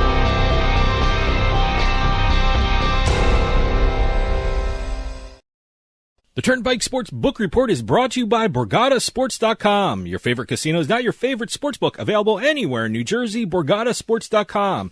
Sign up at BorgataSports.com using our promo code PIKE, that's P-I-K-E. Make your first wager of $20 or more and you'll get $100 in free bets. That's $100 in free bets when your first wager on Borgata Sports is $20 or more. Get into the action with BorgataSports.com. Must be 21 years or older and in New Jersey to place a bet. Terms and conditions apply. Gambling problem? Call 1-800-GAMBLER. And welcome to this week's Turnpike Sports Book Report, where we go through some of the state and national sports betting reports. We talk about the latest deals and also legislative updates, as well as even some of the launches that have happened around the country. And this week we're going to be talking about some more New York numbers being released. We also have a couple state records to discuss. State records, huh? We have a record-setting Major League Soccer sports betting deal to discuss. Okay. We have PointsBet breaking new ground, and that's their wording for it. And actually, after reading about it, it is. I think a lot of people know what I'm talking about. And then we've got a bunch of deals, legislative updates, as well as a couple launches to hit. But let's start off with some of those New York numbers again. Well, the first weekend was great. I mean, some of those numbers that GeoComply let loose with were amazing. Well, GeoComply has come up with some additional numbers. Good. These are for the second weekend. All right. Of the New York mobile sports betting era. According to GeoComply, 17.9 million geolocation transactions, as compared to the first weekend's 17.2 million. Oh, okay. So All right. 2 weekends, we've seen a slight uptick. 700,000 transactions, I guess you can say, is a slight uptick. It's showing that the industry right off the bat. I don't know.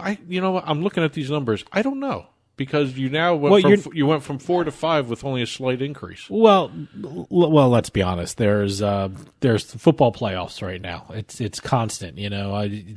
I was up in Boston, and Massachusetts doesn't even have sports betting, and they're doing a sports betting segment on their TV and radio. So everyone's transfixed with the NFL playoffs, all transfixed with betting. It's still a new thing in New York, and you know what? I hope the numbers keep going up, but we'll see over the long run. I really would have thought with the introduction of BetMGM, by the time this airs, the Tuesday of the following week. We may have a sixth one launch. I don't know. They're rolling them out whenever they're ready to launch in New York. But we went from 4 to 5 between the 2 weekends, and we're expecting what 9? 9 were 4 approved. more to launch. 9 were approved. So we're still waiting for the rest to jump in. I'm just saying, if you look at it, 700,000 transaction increase. I don't know if that's a major jump or whatever you want to call it. Well, I think there will be a jump when these others jump in, when the sports books who haven't launched yet jump in, because there's a thought in the industry that in order to catch up, these new books that they're going to be launching, I guess within the next couple of weeks, they're going to be offering promos and bonuses that are going to be great just to try and catch up to the ones that are already in the New York mobile market. So it should be interesting to see the numbers after all 9 are going full bore in New York. Well, also according to GeoComply, of the 1.2 million accounts set up since the mobile wagering began, and that was on January 8th, 770,000 of that 1.2 million are brand new to regulated online sports betting. They're brand new customers. That's 87% of the 1.2 million that have signed up for the New York mobile sports betting are brand new customers to sports betting. Okay, so these weren't bettors from New Jersey, right? No, these were all from New York. Well, you know what? They could be from. Well, we don't know where they're coming into New York to do that, because there were some good bonuses. What I meant to say were these weren't people from New Jersey or Connecticut that had existing accounts. No. If I had a FanDuel in New Jersey and I went over and signed up for a FanDuel in New York, I wouldn't be counted in that 764,000. Okay. And according to GeoComply, this was an interesting number. 9.3% of New York bettors crossed the line and went into Jersey to bet on sports. Still, huh? It's interesting how they can track that, more so than anything, that they know 9% of the... I guess it's 9% of the 1.2 million accounts crossed over to New Jersey. Yeah. Maybe there's some better numbers. Yeah, I mean, look. I mean, when we say go over to New Jersey, they crossed a bridge. Or they were on the bridge, or they were on the bridge, or or you know what? They went home from working in Manhattan. They went home to New Jersey for the night or something like that. It's when you say crossing state borders, it's. You can see New York City from New Jersey, so it's not like they're traveling hundreds of miles. It's not like they're going from Ohio into New Jersey. Yeah, no, it's just over a bridge. 5 minutes on a bridge and you're in another state. So, well, speaking of New Jersey, all right, GeoComply had numbers for New Jersey as well with regards to New York. Oh, okay. So there's how New Jersey was affected by New York. That's what they're saying. Okay. According to GeoComply, the 2 weeks prior to the January 8th launch of mobile sports betting in New York, New Jersey was averaging 12.6 million geolocation transactions. Okay. All right.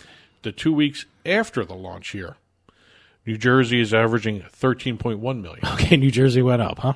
So I guess, maybe overstated in terms of New York right off the bat going to take away from Jersey.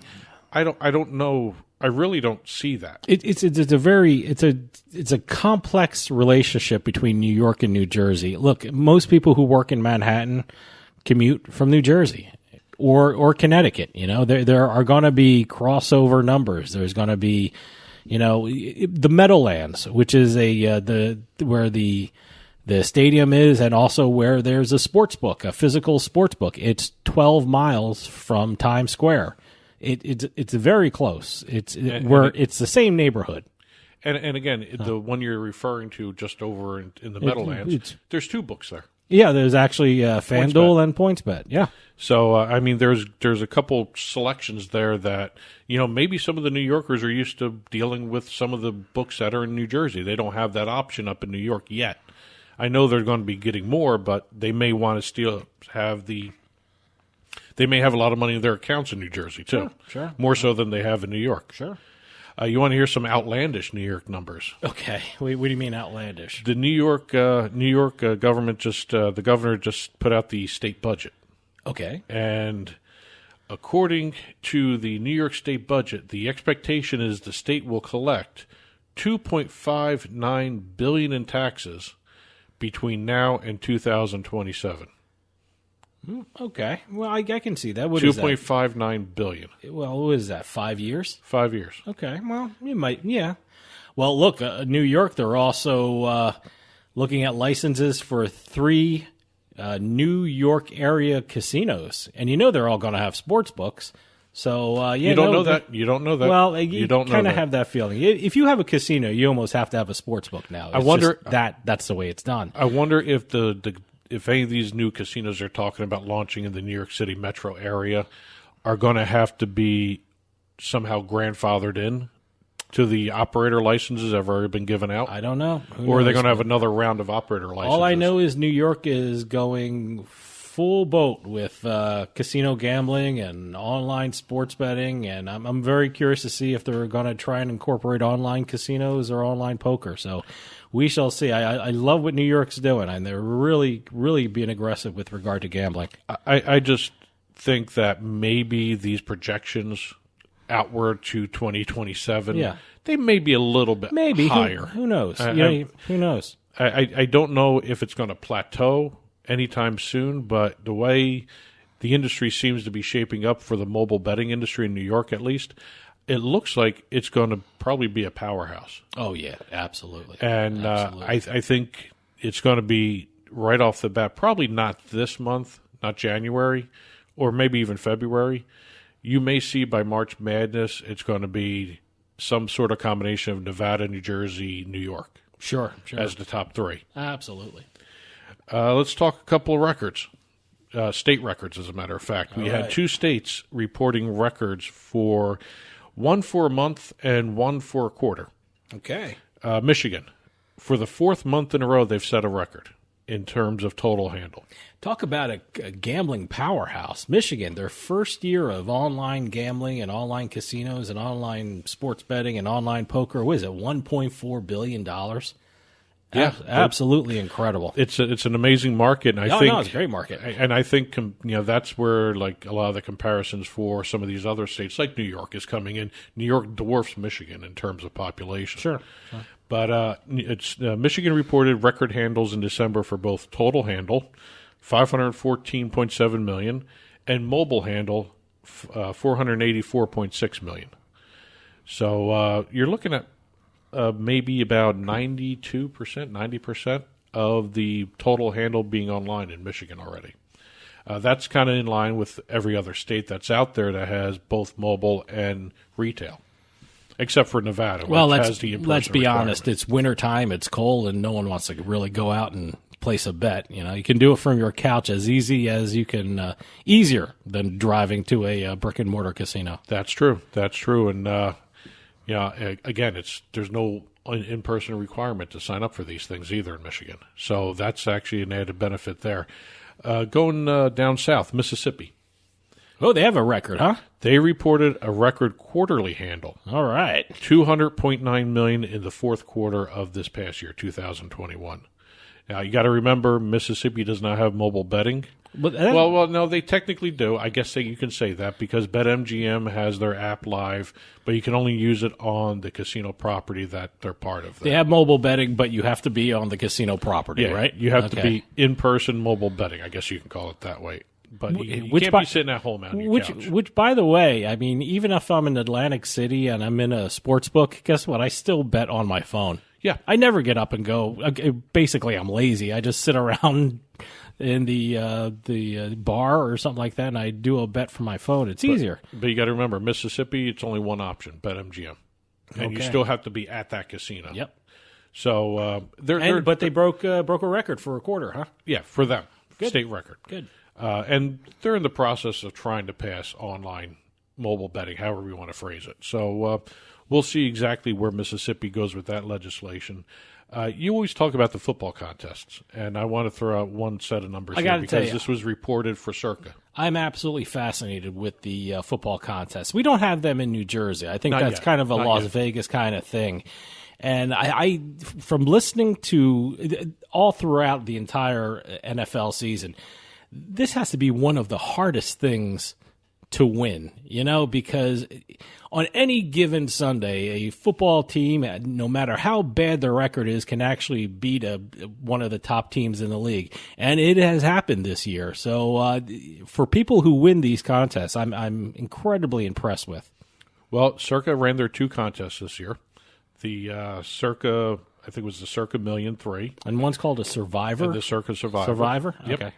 The Survivor contest awarded 5 winners a collective $7 million as a payout. Mm-hmm. So $7 million. Well, one of them you have to pay like about $10,000 to join. Both of them? Yeah. Okay.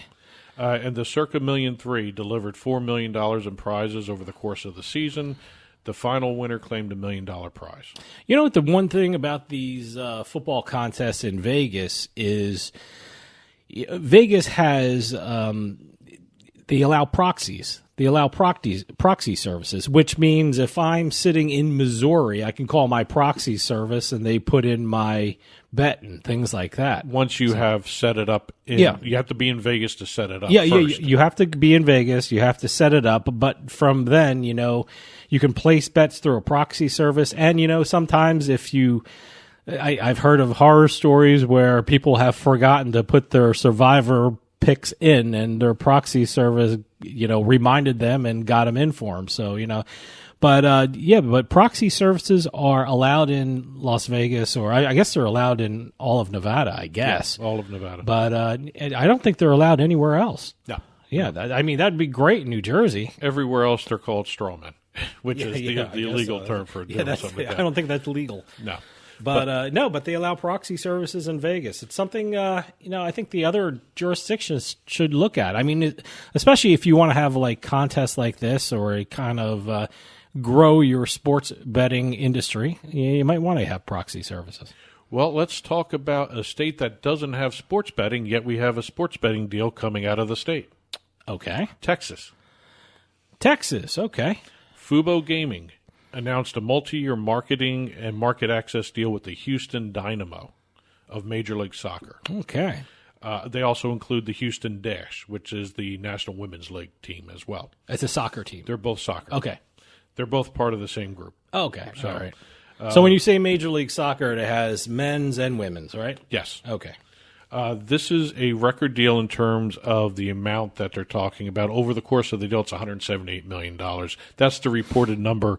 Really, no one's disclosed those figures, but the good folks at Sportico dug out some of the numbers, and they said it was worth about $178 million. I mean, that's huge for soccer. It's huge. I mean, no disrespect to soccer, but it isn't one of the top tier sporting leagues in the country. I have to admit, the way this is structured, it's very interesting. It starts out as just a sponsorship by Fubo TV. Mm-hmm. Once gaming is allowed or gambling is legal in Texas, which will be a couple of years, it becomes a Fubo gaming sponsorship. Okay.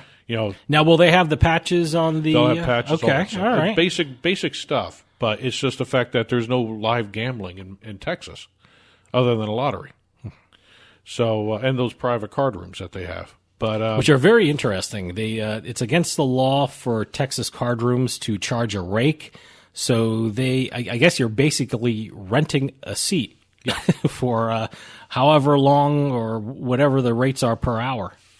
Well, we're going from a state that did not have sports betting to have a sports betting deal to a broadcast that broke new ground for PointsBet. Okay. PointsBet announced that the company became the first U.S. sports betting provider to offer clients live in-game betting opportunities with zero suspension of the numbers. Okay. No one's ever been able to do this before, according to PointsBet in their press release. Okay.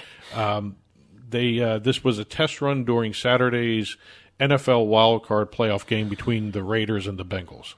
They were able to have live odds, prop bets throughout the game. And you ever see when you're doing in-play betting, you hit your bet and the odds change? Yes. You didn't have to worry about that with this test run.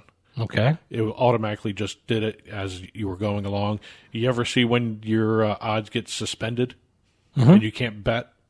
Didn't happen here. Okay, good. So they were testing out new tech that allowed them to get away with having no suspensions of any data, content, odds, that sort of So before, when that happened, it was a tech issue, or it wasn't It was a latency issue. It wasn't a sport trader issue saying, "Oh, people are starting to bet on this. Maybe we should suspend stuff or change that." It was a latency issue. So it was a tech issue. Yeah, it was a tech issue. But more times than not, it was a tech. I can't say it was a tech issue every time, but it was a tech issue. Yes. Okay. We've got a couple launches to talk about. The big one is a group called Wager, which is a social sports betting app. It's peer-to-peer. Would they be classified as a betting exchange? Is that what they're or They no? don't want to be called that. They don't want to be called that? No, Okay. they are a social peer-to-peer sports betting app. A social, but it's real money. Sometimes. Okay. You don't have to be sometimes. sometimes. It doesn't. Okay. Yes. All right. Sometimes. Yes. But yeah, they are the first one in the country to launch with a license. They got licensed by the state of Tennessee. They are the first one in the United States to do that. Okay. We've got Pennsylvania. PointsBet announced that they got their sports betting license, so they'll be launching in Pennsylvania soon. New Jersey Ocean Casino Resort announced that they are building a brand new permanent sports book. I got to check this out because I always like their old sports book. Or I don't call it their old sports book. I should be calling it their current sports book. But when you walk in, it's right in the center of everything. It's a big round thing. It's great. Where is it going to be in the same area, or is this a totally different area of the casino? It looks like it's going to be a different area because the current sports book is going to be open through the Super Bowl. Okay. I'm assuming by the time the Super Bowl rolls around, after the Super Bowl, they may shut that down and start doing some construction in certain areas, that sort of thing. Well, they got March Madness coming up. So they're going to be doing windows and tellers and kiosks. I wonder if they're going to, do you think they'll be open by March Madness? Or No, they're talking about fall. Okay. All right. I'm sorry. They're going to start this spring and hope to have it done by the end of summer. Okay. If All not right. midsummer, that sort of thing. Okay. And this is in conjunction with their new partner, U.S. Bookmaking. See, you know what? Now, next time I visit there, I have to go looking around for this new construction. I just go right to every time I go to you go up that big escalator in Ocean Casino, you come out, and I just make a beeline right to the sports book. So, Well, I like. see, now I'm going to get lost. See, I like the sports book because they got a really nice bar there too. Oh yeah, it's great. A couple deals to really hit upon here. We have Missouri. The 6 professional sports teams and the state's existing casino operators entered into a first-of-its-kind agreement to support legislation on legalized sports betting.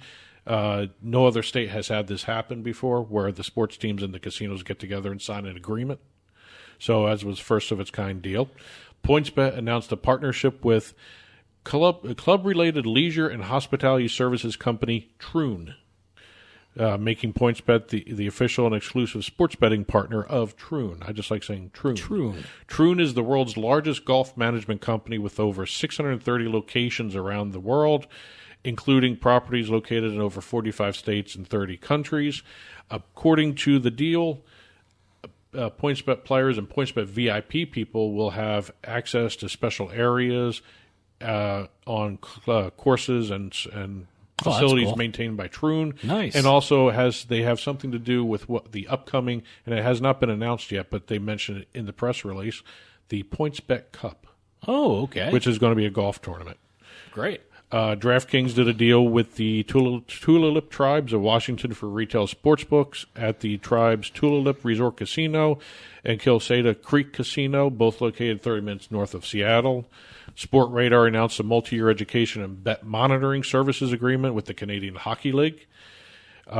let's see. Russ Street announced that former professional baseball manager and player Bobby Valentine will be their new brand ambassador, not only for Connecticut, but for all of baseball. Well, and I think with New York there. He was running for mayor of Stamford, Connecticut. Not Stanford, Stamford.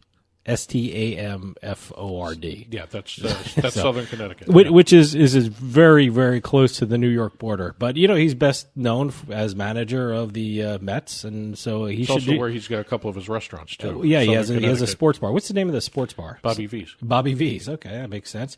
But which the one over in Boston here that you went to? Tony C's. Tony C's. Is that it? Yeah. That's not his.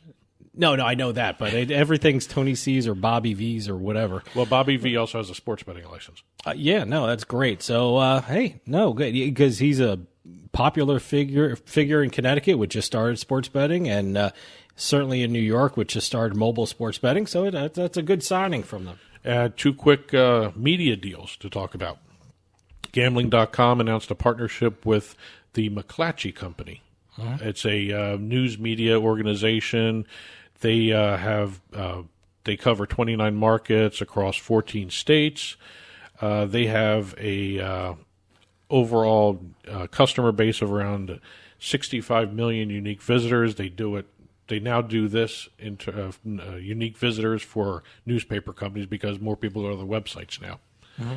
So we'll see gambling.com content in like the Sacramento Bee, which is one of their big newspapers, for all the McClatchy Company news groups. Great. Better Collective announced a commercial partnership with the New York Post. Great. We're going to see Better Collective data, breakdowns of sports events, other content in the New York Post, as well as some of their other publications. And I did not know this. The Post website reaches 92 million unique users a month. Well, I got to tell you, being from New Jersey and, traveling to New York City a lot over the years, first you saw a lot of the New York Post being read on trains. Now you don't see the New York Post a lot on trains. You see people reading the New York Post on their tablets or their phones or stuff like that. That's why they go by unique visitors now.